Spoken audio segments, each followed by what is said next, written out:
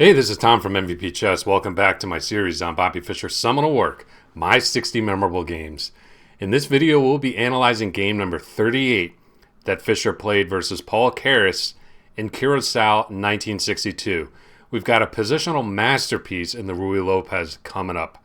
Before we jump in, don't forget, smash that subscribe button and join Team MVP. Thank you so much for your support. So this is our second game in a row that we're looking at versus Paul Keres. I mentioned in the last video that Keres definitely has a claim to being the strongest player who never became world champion. If you want to understand why Keres didn't become world champion, I think this game is a perfect illustration. You'll see what I mean at the end of the game. So, Fischer with the white pieces plays e4, best by test, of course. e5, knight f3, knight c6, bishop b5, Ruy Lopez on the board. And we have a main line here, castles, bishop e7, rook e1, okay. Pawns defended, which means it's time for black to kick the bishop back. b3, d6, okay. Black is threatening knight a5 in this position, so c3 is called for. Castles, h3, preventing the bishop from coming to g4, which definitely puts pressure on white center, in particular this d4 advance. We saw an earlier game of Fischer's where he just played d4 immediately, but here he plays the main move, h3. Knight a5, now we see why c3 is so important. The bishop can drop back. This is your Spanish bishop. You can never, ever allow this to be exchanged for this donkey. This queen's knight is such a problem piece for black in these lines. So, of course, Fischer retreats. c5, d4, and then Keres plays what Fischer said was a novelty at the time, something he had concocted in his opening laboratory, knight d7.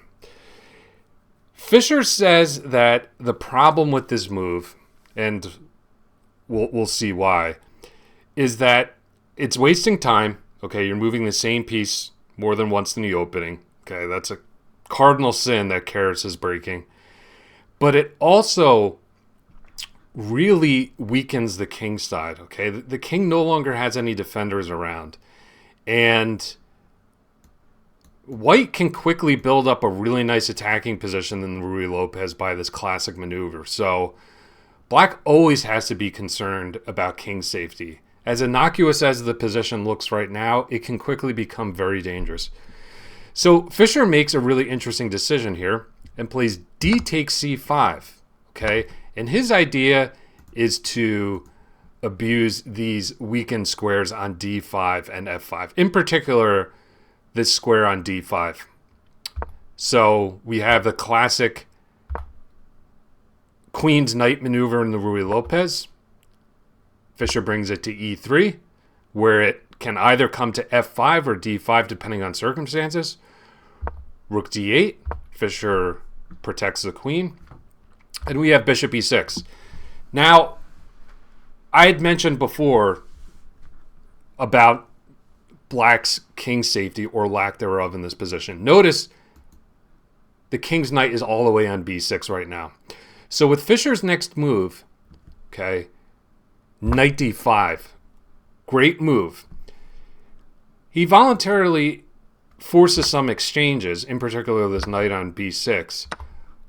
But look what he's managed to achieve. He's opened lines of attack towards the black king.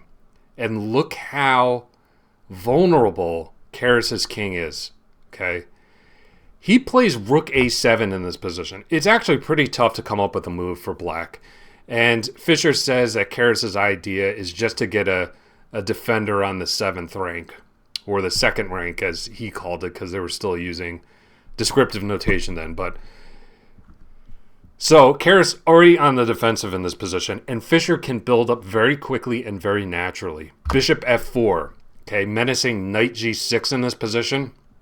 So Keres has to move the queen. Fischer gets another developing move in with tempo, rook 81.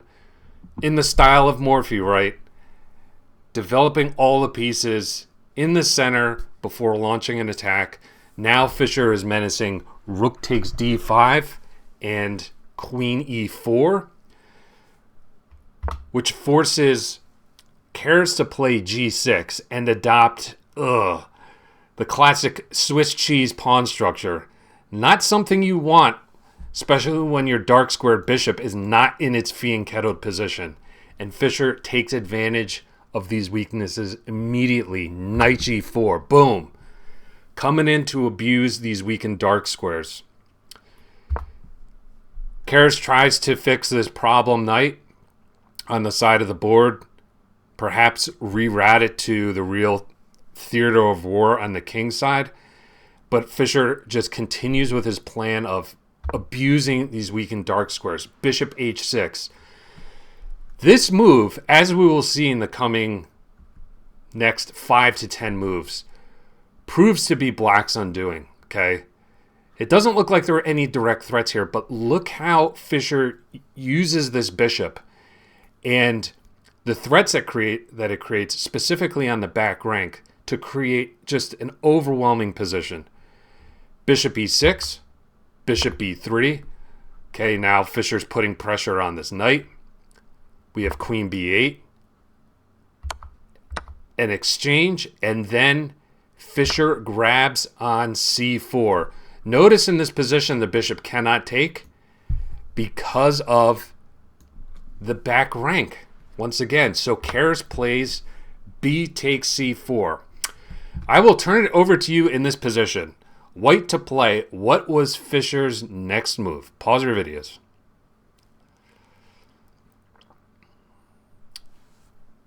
So, as I mentioned before, this bishop on h6, these weakened dark squares, really tells the story of this game.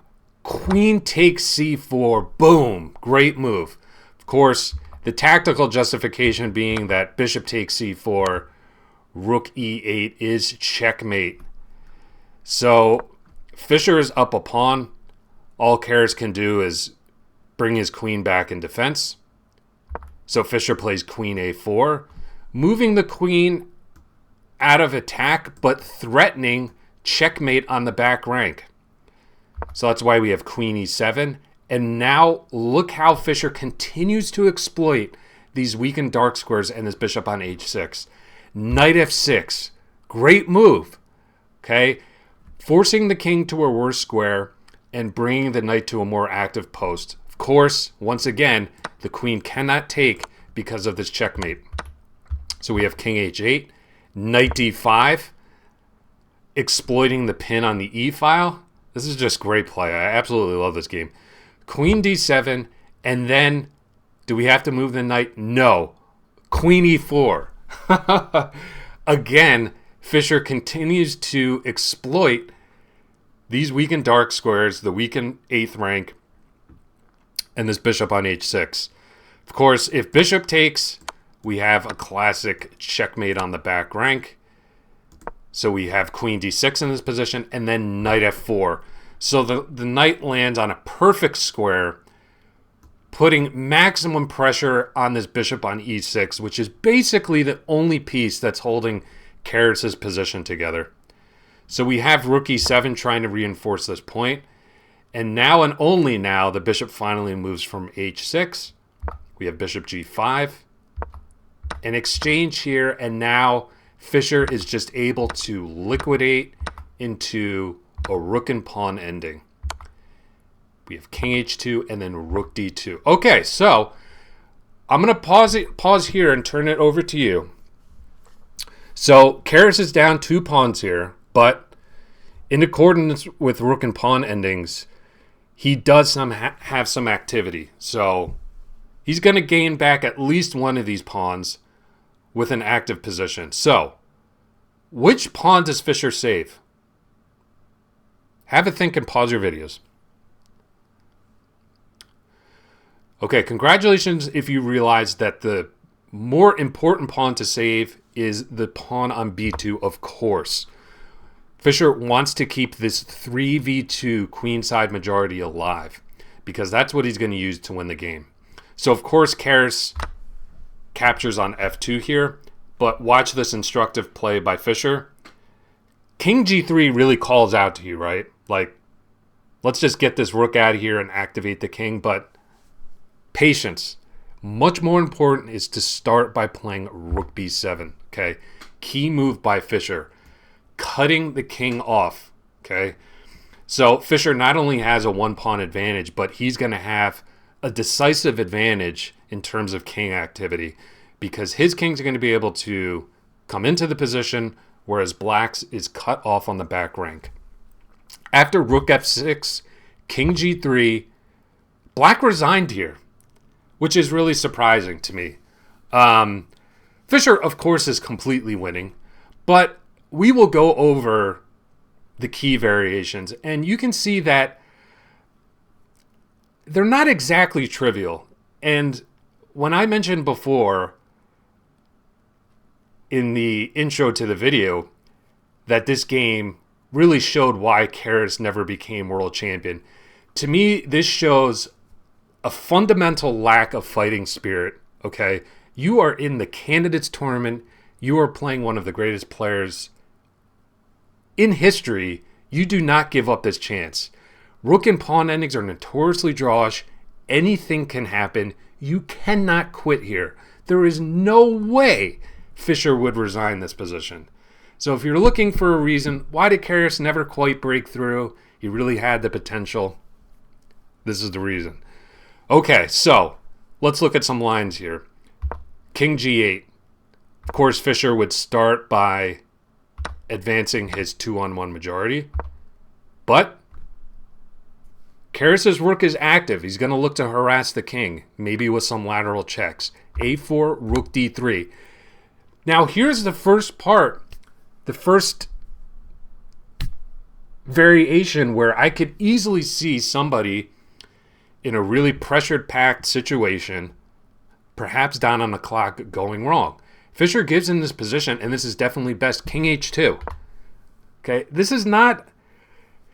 I mean, it's an intuitive move. It's a logical move when you think about it, but your natural intuition is to bring the king forward. But the idea with king h2 is to hide the king from lateral checks from this rook, okay? And then if the rook goes to attack Fischer's queen side, a5, if rook a4, then king g3. Then the king can get active.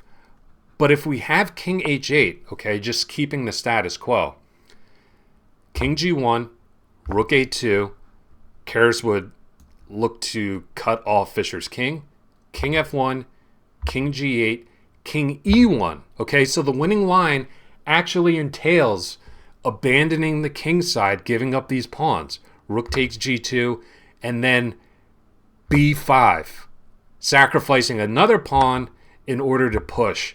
And basically, white wins by a tempo in this position. So, by the way, Keres is up a pawn here. Of course, in an ending like this, it's the quality of pawns, not the quantity. But I think you can see here why Black's resignation was definitely premature. Okay, there was a lot to find in this position. Okay, an idea with like king h2, this idea of abandoning the king side. Would Fischer have found it? Probably, but you got to make him put it on the board. So there you have it. I hope you enjoyed this little mini look into the Candidates Tournament in Curaçao in 1962.